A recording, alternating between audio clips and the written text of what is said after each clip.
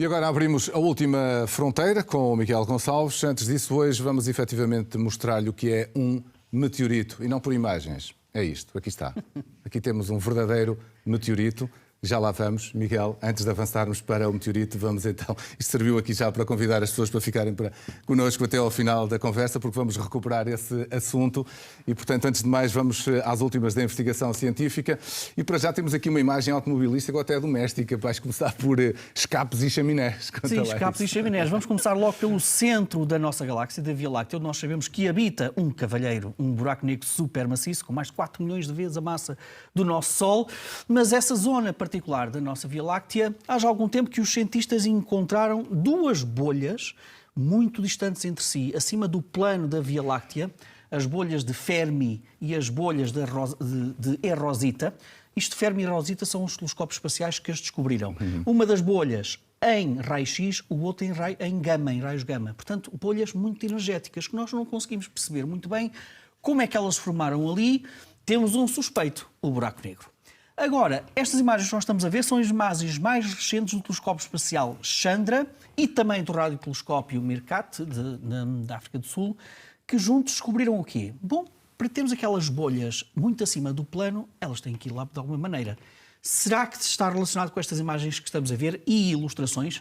Provavelmente. O que eles descobriram foi uma espécie de um tubo de ventilação, um tubo de escape, que é mantido assim com umas paredes, digamos assim, que funilam o ar quente da atividade do buraco negro para o exterior, para zonas mais frias. Estás a falar à volta, de ar quente mesmo? Ar quente, matéria quente também, que sai do buraco negro e provavelmente relacionado com a matéria que ele esteve a comer, que ele esteve a devorar e que dá origem depois a esta autêntica ventilação do buraco negro.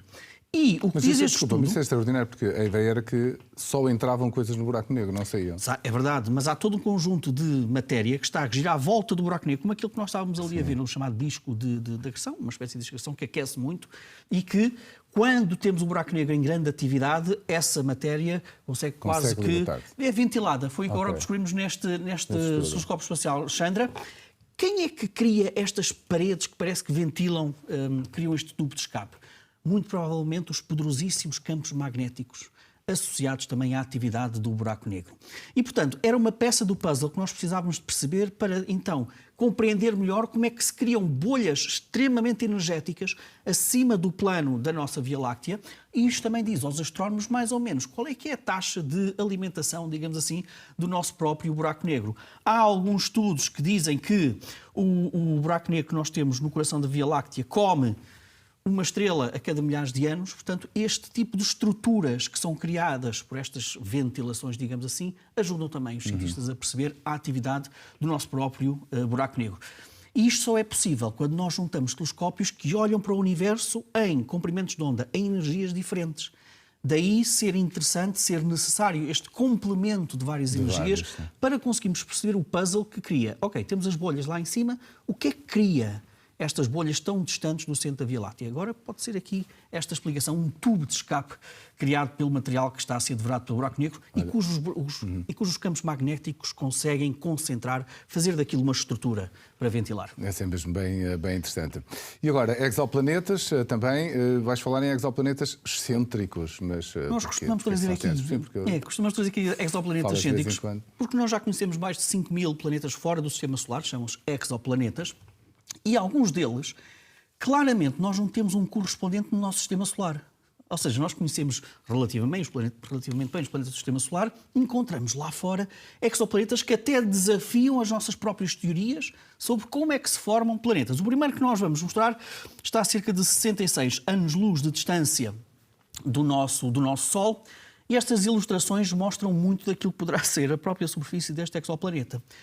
Que até, se eu tivesse que encontrar um semelhante no nosso Sistema Solar, não seria um planeta, seria a Lua Io de Júpiter. É provavelmente o local mais vulcânico de todo o Sistema Solar. Há ali um complô gravitacional entre as maiores luas de Júpiter e o próprio Júpiter para que a superfície e o interior de Io aqueça muito. Tem contrações e dilatações gravitacionais, chamadas marés gravitacionais, que aumentam e contraem a própria superfície de Io. E aquilo é um vulcão autêntico.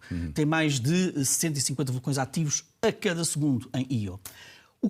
E que nos leva a este exoplaneta que nós estamos a ver algumas imagens, ilustrações, é importante dizer isso.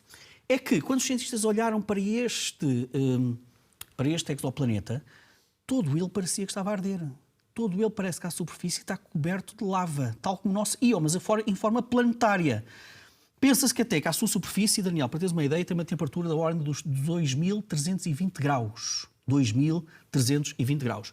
E os cientistas pensam que provavelmente acontece com este planeta o que acontece neste momento com Io no nosso sistema solar. Ou seja, nós também sabemos que este exoplaneta não está sozinho a orbitar a sua estrela, tem mais planetas, 2 planetas pelo menos mais distantes, e parece que há aqui também um complô gravitacional entre os seus planetas irmãos e a sua estrela, de modo a aquecer profundamente a superfície deste planeta, também à custa destas marés gravitacionais. E, portanto, não deixa de ser um exoplaneta particularmente excêntrico. O segundo, olha, passamos de um registro vulcânico para algodão doce.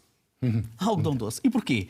É um exoplaneta que está a cerca de 1.200 anos-luz de distância da Terra e é cerca de 50% maior do que Júpiter, mas é tão pouco maciço. Ele é muito grande, mas muito pouco maciço. Tão pouco maciço, que é tão leve e fofo como a densidade do próprio algodão doce. Ora, é o segundo exoplaneta menos denso que nós conhecemos. O menos denso de todas é um planeta até mais pequenininho. Este é um planeta relativamente grande. Orbita a sua estrela muito próxima, orbita muito próximo da sua estrela e é um planeta que, de facto, quando nós analisamos a sua relação massa com o volume, ou seja, a densidade, isto dá uma densidade de aproximadamente de 0,139. Peço desculpa, dá uma densidade de aproximadamente 0,059 gramas por centímetro cúbico. Se tu me perguntares qual é que é a densidade do algodão doce, é de 0,05 gramas por centímetro cúbico. Ou seja, é mesmo uma densidade muito parecida com a do algodão doce.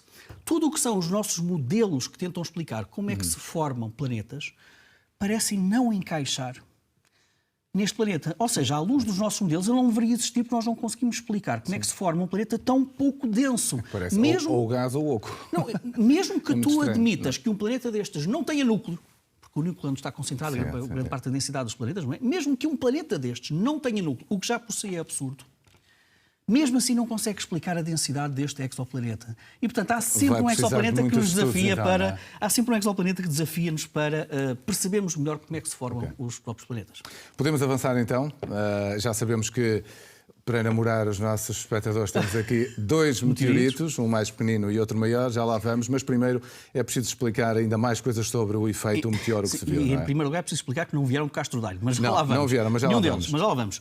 Os dados finais que nós temos para o evento extraordinário que nós vimos nos nossos céus, na semana passada, no passado sábado, diz-nos que os registros da rede AEMS, que tem instrumentação em Tomar, São Brás de Alportel e em Braga, e também com os dados da ESA, estamos a falar da rede ALSky 7, diz-nos que este meteoro, que por ser de grandes dimensões nós damos o nome de bólide, começou a entrar pelos céus de Espanha, a uma altitude de cerca de 128 km, depois veio pelo... já agora, é importante explicar que isto são pedaços de cometas ou de asteroides, quando estão pelo espaço são meteoroides, quando entra pela atmosfera faz aquele brilho, é meteoro, se for recolhido, se sobreviver à superfície, chama-se meteorito. É importante esta questão da nomenclatura. Se for um meteoro de grandes dimensões, chama-se bólide. É esta a trajetória que nós pensamos que criou. Isto são imagens de um satélite meteorológico da ESA, que mostra os flashes de luz que foram perfeitamente visíveis, ainda por cima, aqui no nosso território. E, portanto, ele terminou a sua aventura a cerca de 53 km de altitude no Atlântico, na zona do Minho, no Atlântico da zona do Minho. Isto são imagens notáveis que todos nós já vimos. Sim, já vimos. E, portanto, não há notícias de qualquer recuperação de meteoritos e seria muito difícil isto dar origem a sobreviventes rochosos para serem recolhidos, até porque a sua desintegração foi em pleno Atlântico. Portanto, não vale a pena andarmos a fazer romarias à procura dele. Mas, e já agora, às vezes porque há aqui um número muito interessante. Ele entrou a uma velocidade, para teres uma pequena ideia, de 160.984 km por hora. Isto é 65 vezes mais rápido do que um caça F-16. Ok? Isto cria uma pressão à sua frente que aquece muito, muito, muito o nosso bólide, o nosso corpo rochoso, daí aquele brilho todo que nós vimos, e, de facto, neste caso, ele desintegrou-se. Se porventura sobreviver algum pedaço rochoso, chama-se meteorito. E aquilo que nós trouxemos aqui... É isto. E eu vou pedir só para mostrar, porque os meteoritos podem ser algo como que tu trouxeste aqui, mais... eu vou segurá-los na mão por uma razão, para termos aqui uma escala, para poderem perceber qual é o tamanho. São Tanto pode ser uma coisa diferentes. pequenina Sim. como este grande. É só para mostrar que era para termos a escala na minha mão, para se poder perceber. E eu agora, depois, enquanto tu explicas, eu vou pô-los em cima da mesa para depois... São de duas famílias diferentes. O que melhor. nós estamos a ver, aquele maior que tu estás a mostrar, caiu há cerca de 4.000 anos na atual Argentina, no chamado Campo del Cielo, é da família dos meteoritos ferrosos. Aliás, consegue-se perceber pela densidade, pelo cheiro, que é muito constituído por ferro e níquel, sobretudo ferro e níquel. Foi oferecido pelo Centro de Ciência Viva de Lousal ao Planetário do Porto e, portanto, é um dos meteoritos que nós conhecemos. Olha, na Argentina, onde este caiu, já foram desenterrados cerca de 10 toneladas de meteoritos deste tipo. Sendo ferro e níquel, como podes ter percebido, aliás, quando pegaste nele, é extremamente muito pesado. denso. É que nós, quando vemos, quando vamos pegar nele, Sim, é muito denso e, portanto, é muito pesado. Depois, há uma outra família, que é o do que está aqui ao lado direito das nossas televisões, que foi recolhido no deserto do Saara e é, sobretudo, feito de silicatos. É rochoso.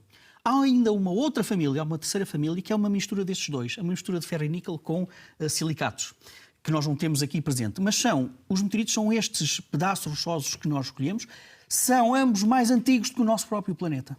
Mais antigos do nosso próprio planeta. São estes corpos que dão origem aos planetas que nós conhecemos. Aliás, o que caiu na Argentina, do Campo del Cielo, o mais ferroso, pensa-se que são estes tipos de meteoritos que dão origem aos núcleos dos planetas. Portanto, estudar este tipo de meteoritos é estudar também o coração do nosso próprio planeta. E o outro, o rochoso, que caiu no deserto do Saara, pensa-se que serão pedras deste tipo que dão origem à crosta dos planetas. Portanto, isto é uma maneira também de nós conhecermos os próprios planetas.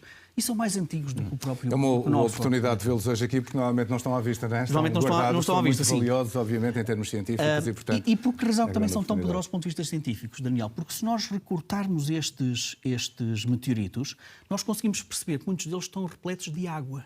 Muitos deles estão repletos de matéria que dão origem, depois, mais tarde, vão dar origem à vida. E, portanto, abrir estes meteoritos, entrar numa caixa do tempo, uma caixa negra, que nos conta como é que surgiu o Sistema Solar, como é que evoluiu o Sistema Solar e, eventualmente, se as nossas próprias raízes moleculares orgânicas, será que não nasceram, não vieram aqui, não estão ali? Portanto, eu costumo dizer isto em jeito de brincadeira, se alguma vez fores insultado e disserem que és parvo nem um calhau, pergunta que tipo de calhau é que é, porque pode ser um destes e este é absolutamente precioso. Muito bem, Miguel, obrigado por esta última fronteira e teres trazido até nós estas duas estrelas, obviamente, que vieram do espaço até aos nossos estúdios. 2 meteoritos, finalmente, aí os vemos.